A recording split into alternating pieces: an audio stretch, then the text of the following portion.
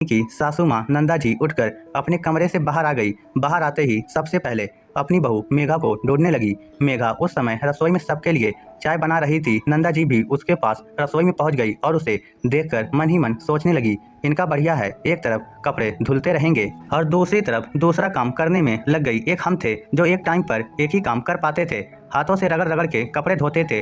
पर फिर उससे बोली, अरे बहू ये क्या सुबह सुबह वॉशिंग मशीन लगा भी दी? हाँ मम्मी जी, आज संडे है ना, इसलिए सुबह सुबह ही वॉशिंग मशीन लगा दी। वैसे भी संडे के दिन बहुत काम होता है। फिर आज प्रिंस की स्कूल फंक्शन के लिए ड्रेस भी खरीदने के लिए बाजार जाना है। मेघा ने उनकी तरफ देखे बगैर ही कहा और कप में चाय छानने लगी। चाय का कप उन्हें देकर बाकी लोगों की चाय लेकर वह बाहर आ गई। हम बड़ा काम होता है इन लोगों को, सारा काम तो मशीनों से होता है, करती क्या है ये आजकल की बहुएं, दिखाती तो ऐसे हैं जैसे बहुत काम है। नंदा जी धीरे धीरे बड़बड़ाती हुई बाहर आ गई। तब तक मेघा का पति संजीव, देवर सुधीर और ननद मानसी भी बाहर निकल कर आ गए और गर्मा गर्म चाय का लुत्फ उठाने लगे। इधर मेघा अपनी चाय खत्म कर वापस रसोई में जाने लगी तो सुधीर बोला, भाभी आपने मशीन लगाई है ना?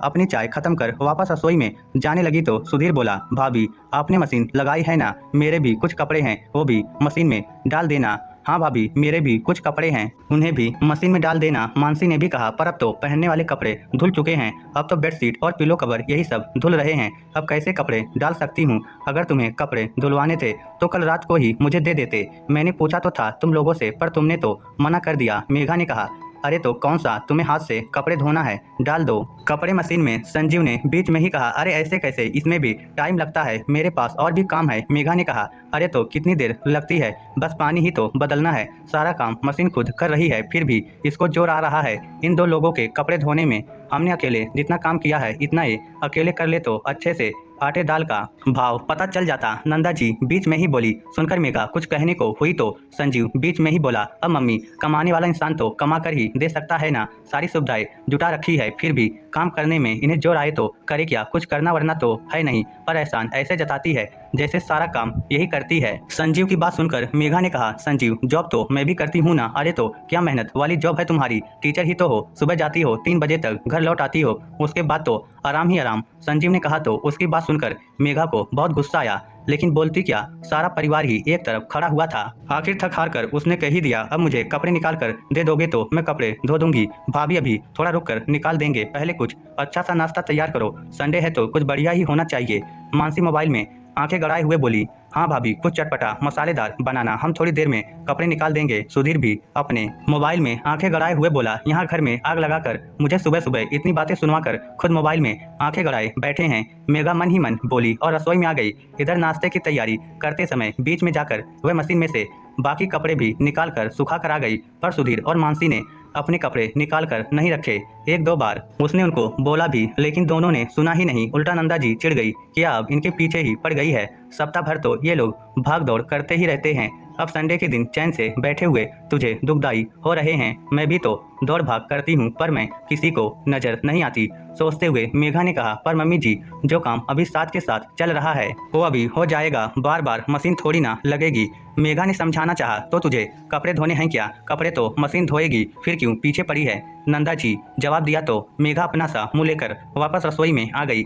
आखिर नाश्ते वगैरह के बाद 12 बजने को आ गए, लेकिन अभी तक सुधीर और मानसी ने अपने कपड़े निकाल कर नहीं दिए। इधर मेघा दोपहर के खाने की तैयारी कर बाकी काम से फ्री होकर प्रिंस को लेकर बाजार चली गई। 3 बजे तक वह वापस घर पर आई, तब तक सब लोग लंच कर चुके थे। उसने और प्रिंस ने लंच किया और अपने कमरे में आराम करने जाने लगी। तब नंदा जी बोली, बहुत सुधीर और मानसी ने कपड़े निकाल दिए हैं, उन्हें जरा वॉशिंग मशीन में डाल देना। सुनकर मेघा ने नंदा जी की तरफ देखा, उसे अपनी तरफ देखते देखकर नंदा जी बोली, ऐसे क्या देख रही है मेरी तरफ, तुझे सिर्फ कपड़े मशीन में डालने को कह रही हूँ, कपड़े तो मशीन धोएगी। और बिना उसके जवाब का इंतजार किए अपने कमरे में आराम करने चली गई।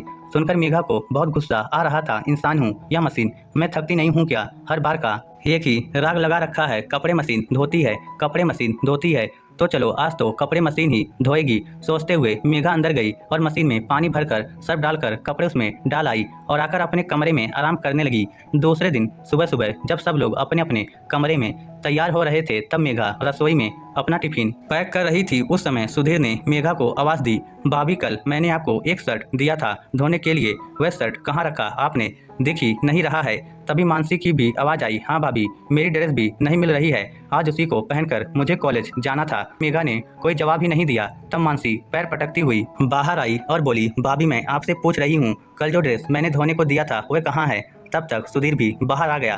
भाभी मुझे भी लेट हो रहा है, मेरी शर्ट कहाँ है? उन दोनों की आवाज़ सुनकर नंदा जी और संजीव भी बाहर आ गए। तब संजीव ने कहा, क्या सुबह सुबह तमाशा कर रखा है? उनके कपड़े कहाँ है जो इन्होंने तुम्हें धोने को दिए थे? सुनकर मेघा उनकी तरफ पलटी और हैरान होते हुए कहा, मुझे कब दिए थे कपड़े धोने के लिए? सुनकर नंदा जी चिढ़ते हुए बोली, बहू सुबह सुबह बेहोश है क्या? कल नहीं दिए थे कपड़े धोने के लिए? कहा नहीं था कल दोपहर को तुझे मैंने की कपड़े मशीन में डाल देना, मशीन कपड़े धो देगी? अरे हाँ मम्मी जी, कहा तो था और मैंने कपड़े मशीन में डाल भी दिए थे। अब कपड़े धुले या नहीं धुले ये तो आप मशीन से जाकर पूछो, मेघा अपने सिर पर मारते हुए बोली। उसकी बात सुनकर सब लोग हैरानी से देखने लगे। तभी चारों के चारों अंदर गए। वॉशिंग मशीन खोलकर देखी तो उसमें कपड़े भीगे पड़े थे। ये देखकर सब लोग बड़बड़ाते हुए बाहर आ गए। तब संजीव ने कहा, मेघा क्या तमाशा है ये? तुमने इनके कपड़े क्यों नहीं धोए? हाँ बहू, नहीं धोने थे तो साफ मना कर देती, कपड़े मशीन में डालकर भी आ गई और उन्हें धोए भी नहीं। नंदा जी भी गुस्से में बोली, अरे मम्मी जी आप शायद भूल रही हैं, आपने मुझसे कहा था कि कपड़े मशीन में डाल देना, कपड़े तो मशीन धो देगी। तो मैंने आपके कहे अनुसार कपड़े मशीन में डाल दिए थे और मशीन को बोलकर आ गई थी कि कपड़े धो देना। अब उसने कपड़े नहीं धोए तो मेरी क्या गलती? मेघा ने मासूम बनते हुए कहा। यह सुनकर सब लोग एक दूसरे की शक्ल देखने लगे। क्या हुआ मम्मी जी, गलत थोड़ी ना कह रही हूँ, कपड़े मशीन धोती है तो धुलवाइए मशीन से।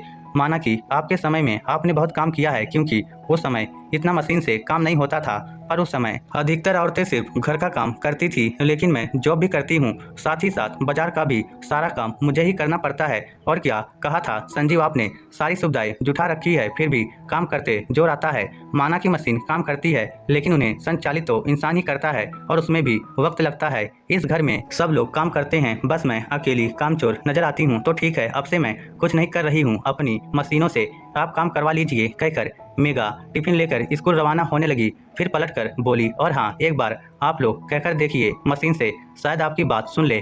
कहकर मेघा तो रवाना हो गई। इधर अभी फिलहाल सबको जल्दी थी, इसलिए दूसरे कपड़े निकालकर पहनकर रवाना हो गए। पीछे से नंदा जी ने मशीन में कपड़े धोए। वॉशिंग मशीन में कपड़े को धोने उन्हें साफ पानी से निकालने के बाद उन्हें ड्रायर में से निकाला। उसके बाद कपड़ों को पलट करके धूप में सुखा कर आई। उसमें से ही उनकी हालत खराब हो गई, जिसमें से तो ये सिर्फ थोड़े से कपड़े थे। अभी तो मशीन के साथ साथ उसके आसपास जो गंदगी हुई थी वो भी साफ करनी थी। अब उनकी हिम्मत नहीं हो रही थी कुछ और करने की, इसलिए चुपचाप सोफे पर आकर बैठ गई।